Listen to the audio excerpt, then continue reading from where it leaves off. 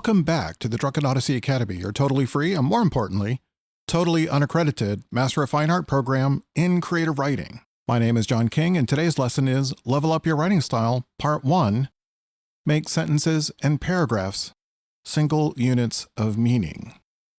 Here's a disclaimer. The advice I'm about to give applies to editing, not to writing. If you try and keep rules in mind while writing a draft, that's a perfect recipe for not writing anything. Let me write this idea. Wait, does it accommodate this rule? Yeah, so don't do that. But this is advice for editing.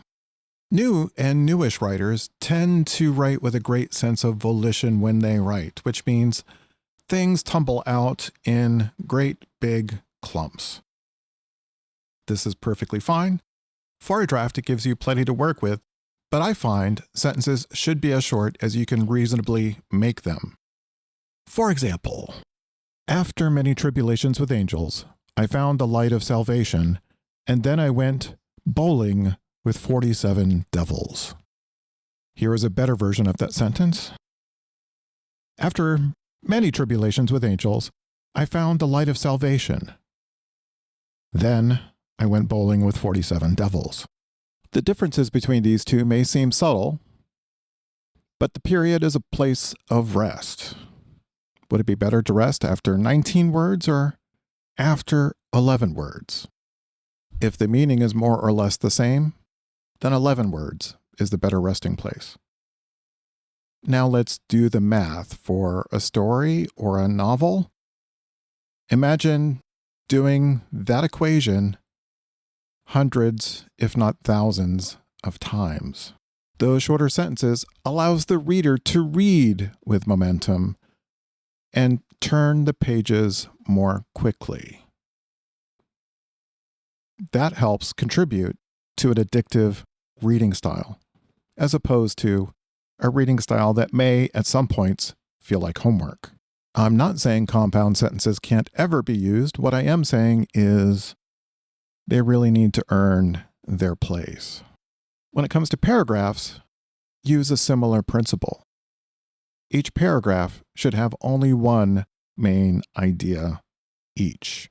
Because of this principle, long paragraphs tend to depress readers because either the main idea is going to be really complicated or the writer's ideas are a mess. Shorter paragraphs means the reader can process your information a little more quickly, again, making your prose a little bit more addictive to read.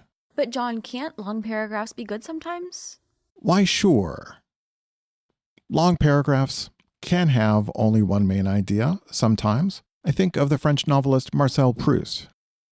There's a passage in Remembrance of Things Past, his novel cycle, that spans 8 pages. Having read it, yeah, it's legitimately one 8-page paragraph. Takes a long time to read. Yeah, I really like this. This is pretty good. Now, the Marcel Proust passage isn't the longest paragraph I can think of. In Kenneth Patchen's The Memoirs of a Shy Pornographer, and no, this is not a work of pornography, there is a 1-chapter, 17-page paragraph. This is a literary crime. I can't. The protagonist, Alfred Budd, is stuck at a party and is trying to leave. The paragraph simulates for the reader how trapped Alfred feels when he is trying to get to a plane to fly to his girlfriend. There's more than one main idea, but there is a theme.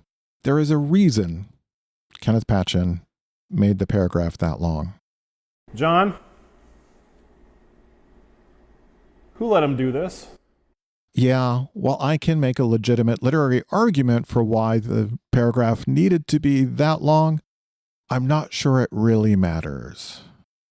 The book didn't sell nearly as well as it might have, and it is, generally speaking, an extraordinary book. Note that a paragraph can be as short as one sentence.